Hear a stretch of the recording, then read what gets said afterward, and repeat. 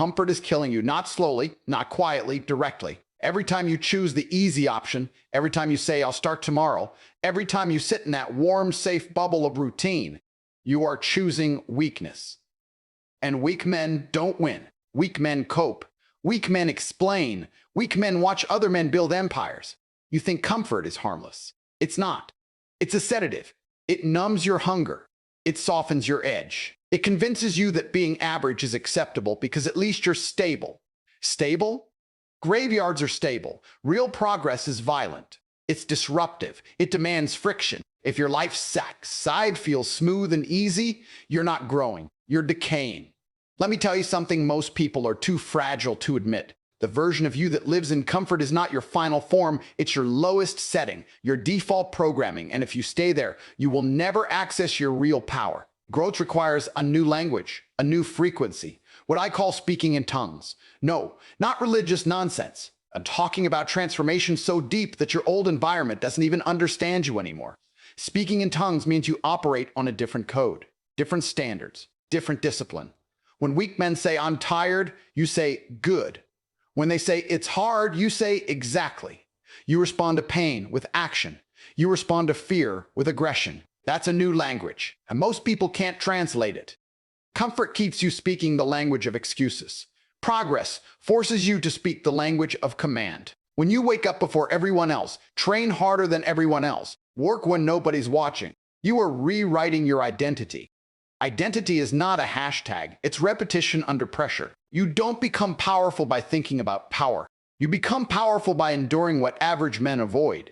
Discipline is the grammar of this new tongue.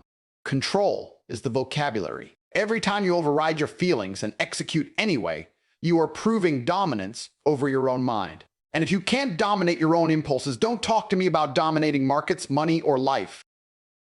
The battlefield is internal first. Comfort is the enemy inside the gate. Most men want progress without discomfort. That's like wanting muscles without lifting weight. Delusion. The weight is the point. The struggle is the forge. Pressure doesn't break strong men. It reveals them. And if pressure is breaking you, good. Now you know you're not built yet. Go build. Speaking in tongues means your habits are unrecognizable to your old self. Your schedule intimidates lazy people. Your standards offend average people. Your silence scares insecure people. You move differently. You think differently. You attack differently. That identity shift is real progress, not motivational quotes, not hype. Execution. Comfort tells you to relax. Power tells you to sharpen. Comfort says you deserve a break. Power says earn it. Comfort wants you entertained. Power wants you evolving. You cannot serve both. One makes you soft. The other makes you unstoppable. Real progress is uncomfortable because evolution is violent. The caterpillar doesn't negotiate with the cocoon. It dissolves. It breaks down completely before it becomes something higher. If you're not willing to let your old identity die, you don't deserve the next level, period. So here's the truth. Comfort is not a reward. It's a trap. And if you keep choosing it, don't complain about your slow results. Don't blame the system. Don't blame luck. Look in the mirror and admit you chose ease over excellence. Comfort is the most dangerous addiction in modern society because nobody calls it a problem. There's no warning label, no intervention, no dramatic collapse at the beginning. It feels good. It feels earned. It feels safe. And that's exactly why it destroys men quietly. The moment your life becomes predictable and easy, your ambition starts to decay. Not overnight, gradually. You stop pushing. You stop testing your limits. You start protecting what you have instead of expanding what you could become.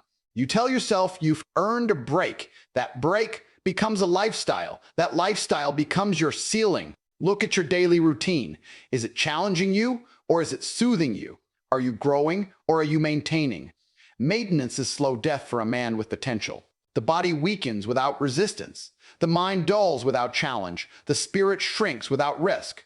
Comfort removes resistance. And without resistance, there is no strength. You don't build muscle lifting what's light. You don't build resilience doing what's easy. The very mechanism that creates growth is tension, stress, friction. When you eliminate those forces from your life, you eliminate the conditions required for expansion. Then you wonder why progress feels slow. It's not slow. It's non-existent. Comfort convinces you that stability equals success. It tells you that as long as nothing is falling apart, you're doing fine. But fine is a trap. Fine is average with better marketing. Fine is how men justify staying small. The world doesn't reward fine. It rewards dominance, innovation, and relentless output. None of those are born in comfort. Here's the uncomfortable truth most men avoid. Comfort makes you soft before you realize you're soft. You start avoiding difficult conversations. You delay hard decisions. You negotiate with your standards. You prioritize convenience over excellence. And because there's no immediate punishment, you believe there's no cost. The cost is delayed. It shows up years later when you realize you plateaued while others surpassed you. You can't outgrow your environment if that environment constantly soothes you. Growth requires controlled chaos. It requires putting yourself in rooms where you feel pressure, tasks that intimidate you, standards that stretch you. Comfort keeps you in familiar territory, and familiar territory never creates exceptional results. Ask yourself something direct. When was the last time you voluntarily chose something hard that had no immediate reward? Not because you had to, because you decided to. That decision is where power begins. The willingness to walk into discomfort on purpose separates leaders from spectators. Comfort trains you to react. Discomfort trains you to command. When everything is easy, your discipline weakens because it isn't required. When things are difficult, discipline becomes non-negotiable. You sharpen. You focus. You eliminate distractions. Pressure forces clarity. Comfort breeds complacency. Most men are not failing because they lack intelligence or opportunity. They are failing because they are too comfortable, too entertained, too distracted, too satisfied with temporary pleasure. They confuse stimulation with progress. Scrolling is not growth. Relaxation is not achievement. Busy is not productive. Real expansion feels aggressive. It stretches your identity. It forces you to confront weaknesses you'd rather ignore. It exposes your excuses. That's why most people retreat back into comfort. It's easier to numb yourself than to confront your limitations. But every retreat into ease reinforces the identity of someone who avoids pressure. If you want acceleration, you must intentionally create friction. Train harder than necessary. Work longer than required. Study beyond the standard. Put yourself in competitive environments. Raise your personal expectations to a level that makes your current habits insufficient. That's how you outgrow stagnation.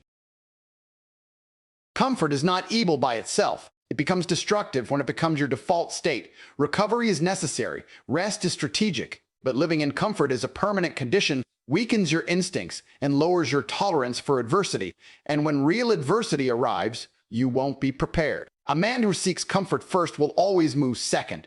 A man who seeks growth first forces the world to adjust to him. If you want momentum, stop designing your life around ease. Design it around expansion. Seek resistance. Seek difficulty. Seek environments that demand more from you than you think you can give. That is where progress accelerates, and that is where power is built. Everybody wants the reward. Nobody wants the invoice. That's the problem. You see the physique, the money, the status, the control, but you don't see the price paid in silence. Progress is not handed out because you wish for it. It is purchased. And the currency is discomfort. There's always an entry fee to the next level, always. The question is not whether you'll pay, the question is when. Pay now through discipline, or pay later through regret. Most men choose to delay payment. They choose sleep over early mornings, distraction over focus, convenience over effort, and they act surprised when life denies them access to higher rooms. You don't get stronger by avoiding weight. You don't get sharper by avoiding pressure. You don't get wealthy by avoiding risk. The barrier in front of you is not an obstacle. It is a test of seriousness. Difficulty is life asking one question: how bad do you really want this? And most men answer with hesitation. Discomfort is not a punishment. It is proof you are moving forward. When your muscles burn, they are adapting. When your mind is stretched, it is expanding. When your routine feels heavy, it is reshaping you.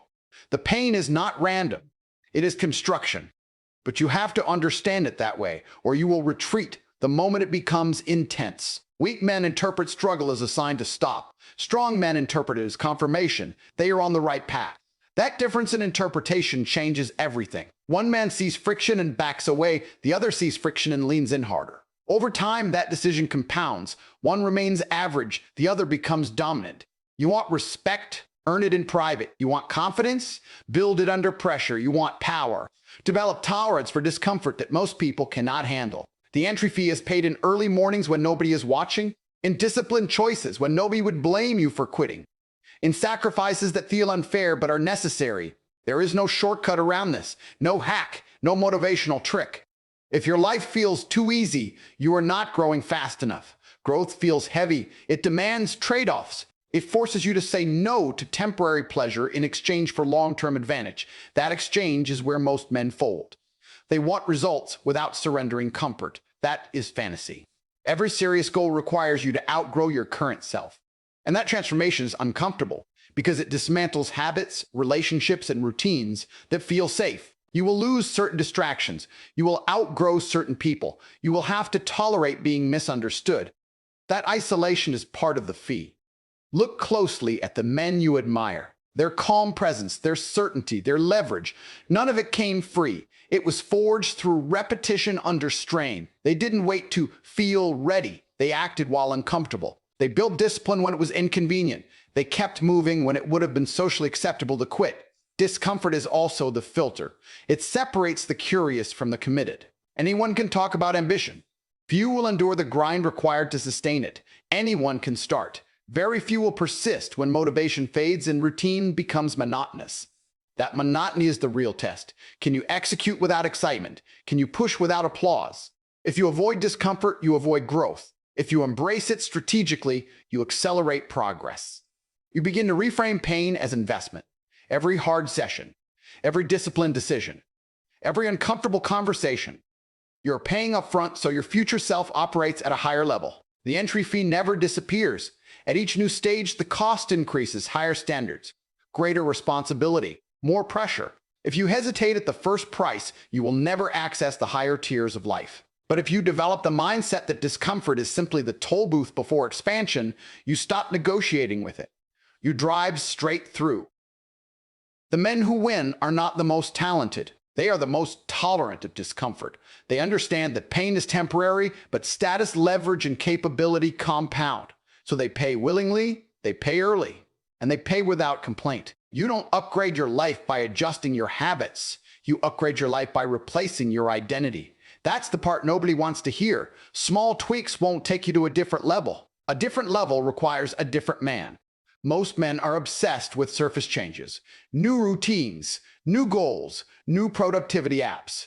But they're still operating from the same internal standard, same tolerance for distraction, same emotional reactions, same excuses. And then they wonder why nothing truly changes. You cannot outperform the identity you're committed to protecting. If you still see yourself as average, you will subconsciously sabotage extraordinary behavior. If you still identify as someone who tries, you will never become someone who executes. Identity is the internal script running beneath every action. Change the script, and the behavior follows. Keep the script, and you stay stuck. Here's the uncomfortable reality. Your current identity was built for your current results. It fits perfectly with your income, your physique, your discipline level, your circle, your standards. That's not coincidence. That's alignment. So, if you want different outcomes, you don't start by chasing results. You start by dismantling the version of yourself that produced the current ones. That process is violent, not physically, internally. You have to confront traits you've been defending for years. Laziness disguised as balance. Fear disguised as realism. Inconsistency disguised as being human. Once you strip the labels away, you see the truth. And most men avoid that truth because it attacks their ego. You can't become powerful while clinging to a comfortable self-image. The disciplined man is not negotiating with his old habits. He eliminates them. The focused man does not try to reduce distractions. He becomes someone who does not tolerate them. That shift is not cosmetic. It is structural. Identity is built through repeated proof. Every time you act in alignment with a higher standard, you cast a vote for a new version of yourself. Every time you fold under pressure, you reinforce the old one. This is not about motivation. It's about evidence. You either prove you are evolving or you prove you are not. The reason most men never transform is simple. They want new outcomes without social friction. But when you truly change, people react. Your new standards will irritate those who remain stagnant. Your discipline will make others uncomfortable. Your silence will be interpreted as arrogance. That tension is confirmation that your identity is shifting. You must be willing to become unfamiliar, unrelatable, even misunderstood. If everyone around you feels comfortable with your growth, you're not growing enough. Expansion creates distance. That distance is the price of elevation. Rewriting identity also means eliminating emotional dependency on comfort. The old version of you acted based on mood. The new version acts based on standards. The old version required inspiration. The new version requires execution. When you move from feelings to principles, your behavior stabilizes. You stop negotiating with yourself. Most men say they want confidence. Confidence is not built by positive thinking. It is built by becoming the type of man who keeps his word to himself. Every completed hard task, every disciplined decision, every promise honored, that evidence stacks. And over time, your internal dialogue changes. You stop asking if you can. You know you can. Transformation also demands environmental shifts. You cannot hold on to the same influences and expect radical change. Inputs shape identity. Conversations, media, social circles, daily exposure, they all reinforce who you believe you are. If you don't control your environment, it will control your evolution. A new identity requires ruthless clarity. Who are you becoming? What behaviors are non-negotiable? What standards are permanent? Vague ambition produces vague change. Precision creates power. The man who defines himself with clarity moves with certainty. This is not about self-improvement trends, it's about self-replacement. The disciplined version of you cannot coexist with the complacent one. One must dominate. If you hesitate to let the old self die, you will always be divided, and divided men never lead. When you fully commit to a new identity, decisions become simpler. You don't debate whether to train. You train because that's who you are. You don't debate whether to execute. You execute because that's your standard. That level of internal alignment removes friction and multiplies momentum. Your feelings are unreliable. They change with sleep, weather, opinions, and convenience. Yet most men build their entire lives around them. Either feed or the anchor. I'm not in the mood. I'll start when I'm ready. That mindset guarantees mediocrity. Because feelings fluctuate. Standards don't. If you only act when you feel inspired, you will only progress when conditions are perfect. And conditions are almost never perfect. The men who dominate industries, physiques, and markets are not emotionally superior. They are behaviorally disciplined. They execute whether they feel strong or weak. That is control. Understand this clearly. Emotions are signals, not commands. They provide information, not authority. When you elevate feelings to decision-maker status, you surrender leadership over your own life. Discipline is reclaiming that leadership. It is the conscious decision to act based on principle rather than impulse. You wake up tired. The disciplined man trains anyway. You feel bored. The disciplined man studies anyway. You feel frustrated. The disciplined man stays composed anyway. That repetition builds something far more powerful than temporary motivation. It builds self-trust. And self-trust is the foundation of confidence. Most men are controlled by comfort-seeking impulses. The brain is wired to conserve energy and avoid pain. That's biology. But dominance begins when you override biology with intention. When you choose long-term reward over short-term relief, you prove to yourself that you are in charge. That proof compounds. There's a critical distinction between reacting and deciding. Reactive men are emotional. Decisive men are disciplined. Reaction is automatic. Decision is deliberate. If someone disrespects you and you explode, that's reaction. If pressure rises and you remain calm and strategic, that's discipline. Control under stress is power in its purest form. You cannot build a powerful life on unstable foundations, and emotions are unstable. Some days you'll feel invincible, other days you'll feel doubt. If your output matches your mood, your results will be inconsistent. Inconsistency destroys momentum. Discipline stabilizes output. Stable output creates exponential growth. Execution without emotion is a skill. It requires separating identity from temporary states. You are not your fatigue. You are not your frustration. You're not your hesitation. Those are passing conditions. When you attach your identity to them, you shrink. When you detach and act regardless, you expand. The strongest men are not those who never feel fear or laziness. They are the ones who refuse to negotiate with it. Negotiation sounds harmless, just 5 more minutes. Just one skipped session. Just once. That language weakens you. Standards eliminate negotiation. Either you meet them or you don't. Discipline also sharpens your emotional range. Paradoxically, when you control your behavior, your emotions become clearer. You stop being ruled by chaos. You become measured, intentional, strategic. That composure intimidates weaker men because they cannot predict you. You are not reactive. You are deliberate. Control over self precedes control over anything external. You want authority? Start with your habits. You want influence? Start with your impulses. If you can't control your sleep schedule, your diet, your focus, your temper, how do you expect to control opportunity or command respect?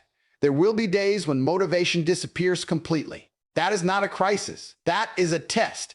Anyone can perform when excited. Very few perform when drained. The gap between average and elite is visible on the days when nobody feels like showing up. That's where identity is confirmed. Discipline transforms effort into inevitability.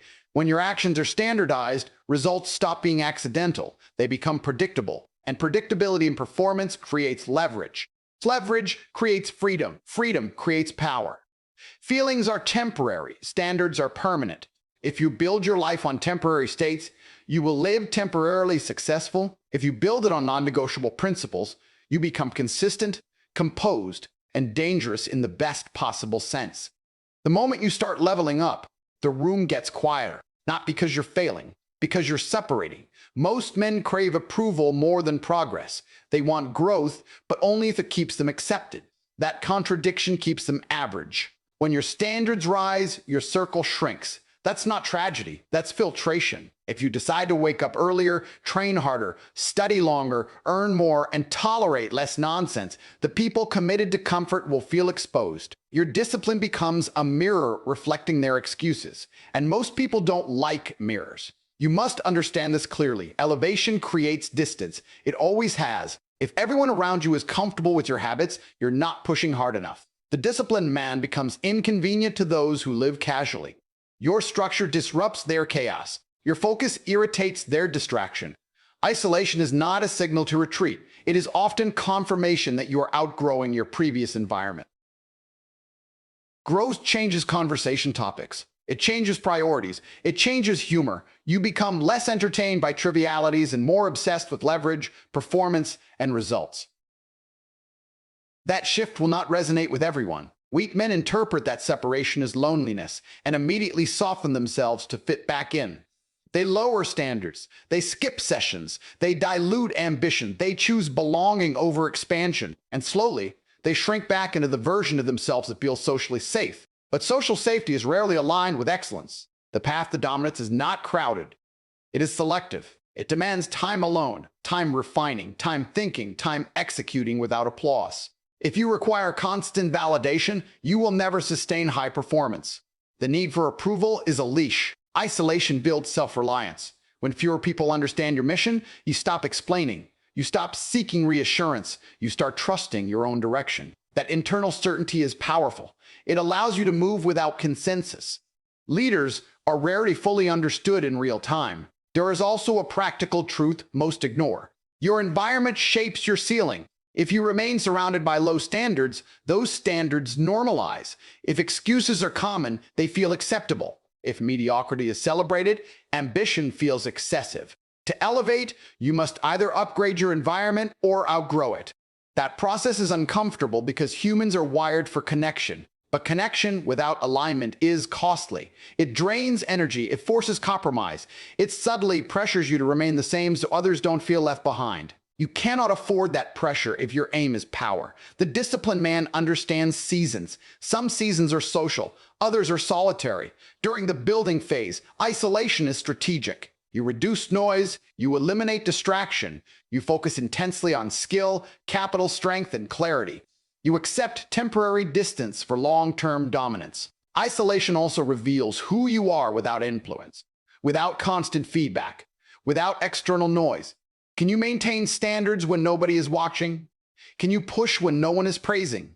That internal drive is rare, and it is built in silence. Eventually, success attracts new rooms, new conversations, new alliances. But those are earned through the phase most avoid, the quiet grind, where it feels like you're alone. You're not alone, you're early. If you measure progress by how many people understand you, you will limit yourself to the comprehension level of the crowd. If you measure progress by execution and results, you detach from social friction.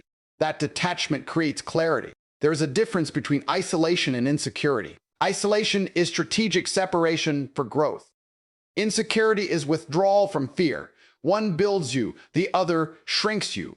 Know which one you're practicing. As you elevate, fewer people will clap. Fewer will relate. Some will criticize. That is normal. Expansion disrupts equilibrium.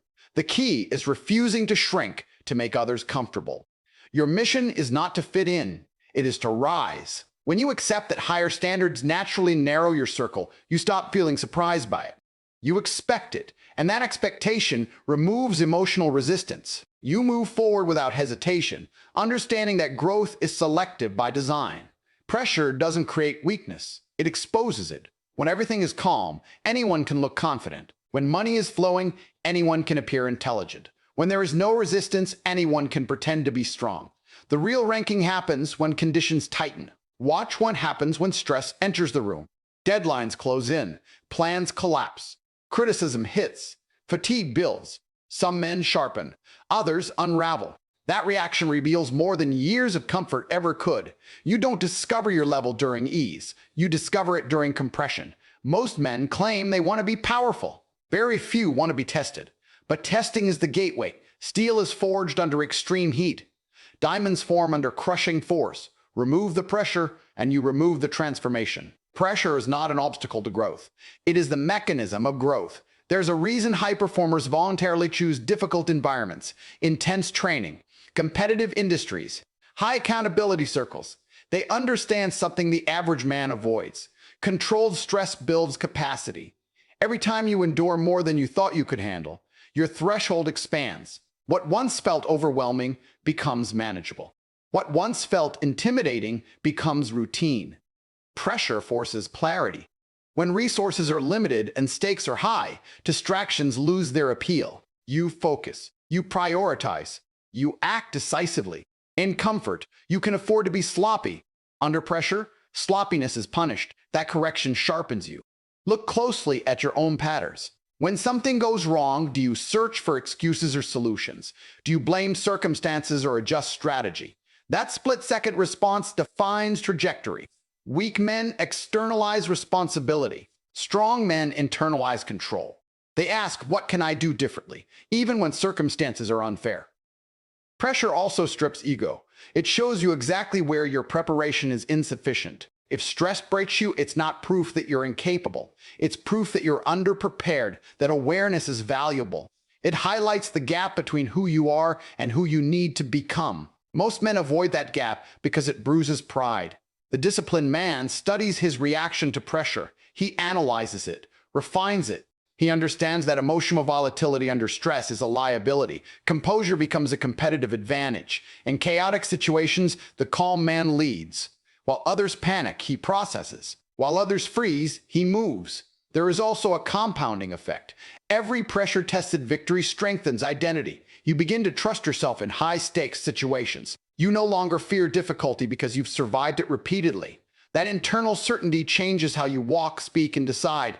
Confidence built under pressure is unshakable. On the other hand, avoiding pressure shrinks you. If you consistently choose the easier route, your tolerance decreases. Minor challenges feel overwhelming. Small criticism feels personal. Limited stress feels catastrophic. You become fragile. And fragility is dangerous in a competitive world. You must intentionally expose yourself to escalating levels of stress, harder workouts, bigger responsibilities, higher expectations, public accountability, strategic risk, not recklessly but progressively.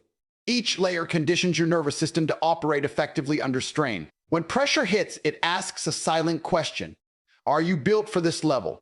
Your response answers, not your words, your behavior, your composure, your execution. That is how rank is revealed. The marketplace works the same way.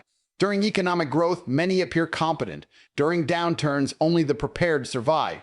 Relationships function similarly. In good times, loyalty is easy. In hardship, character is measured. Pressure is the ultimate evaluator. If you want to know your true position, stop seeking comfort and start observing your response to stress. Do you become sharper or scattered?